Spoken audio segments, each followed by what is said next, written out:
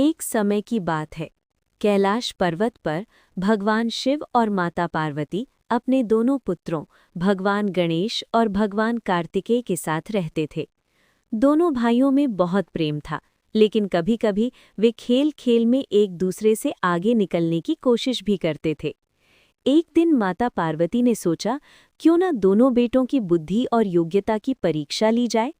उन्होंने मुस्कुराते हुए कहा, जो पहले पूरे ब्रह्मांड का चक्कर लगाकर वापस आएगा, वही सबसे श्रेष्ठ माना जाएगा और उसे विशेष आशीर्वाद मिलेगा। ये सुनते ही कार्तिकेय जी अपने तेज और शक्तिशाली मोर पर बैठकर बिजली की गति से निकल पड़े। उनका मन उत्साह से भरा हुआ था, उन्हें पूरा विश्वास था कि वे ही जीतेंगे।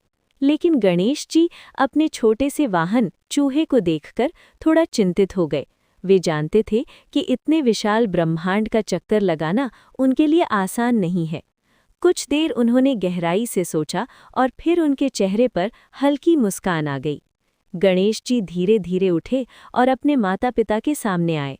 उन्होंने श्रद्धा और प्रेम से हाथ जोड़े और भगवान शिव और माता पार्वती के चारों ओर 3 बार परिक्रमा की।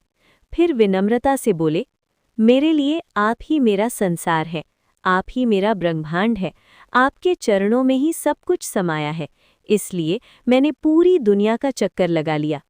उनकी ये बात सुनकर शिव और पार्वती भावुक हो गए। उनकी आंखों में खुशी के आंसू आ गए।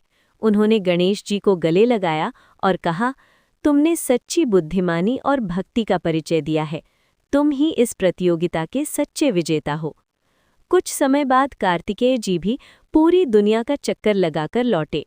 वे थके हुए थे, लेकिन गर्व से भरे हुए थे। जब उन्हें पता चला कि गणेश जी पहले ही विजेता बन चुके हैं, तो वे पहले थोड़े हैरान हुए, लेकिन जब उन्होंने पूरी बात सुनी तो वे भी मुस्कुरा उठे और अपने भाई की बुद्धि को स्वीकार किया। उन्होंने कहा, भैया, आपने सच में महान बुद्धि का परिचय दिया है। दोनों भाइयों ने एक दूसरे को गले लगाया और फिर से खुशी-खुशी साथ रहने लगे।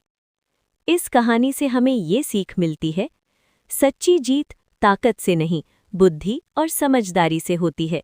माता-पिता का सम्मान सबसे बड़ा धर्म है और प्रेम और समझदारी हर प्रतियोगिता से बड़ी होती है।